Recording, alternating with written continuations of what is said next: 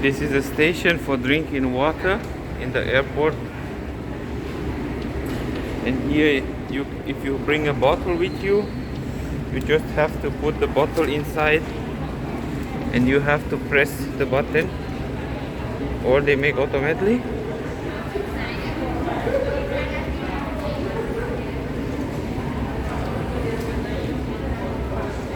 Bottle saver, do something when you refill.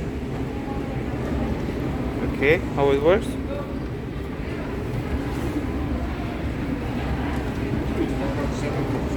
And this is, you press here for the children because it's not so high, and this one is for adults because it's higher, and from here you can drink for free. This is how it works, but I don't know how this is working.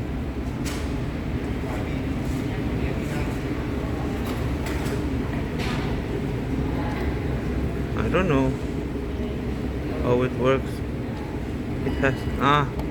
It has the sensor in here. Now I notice.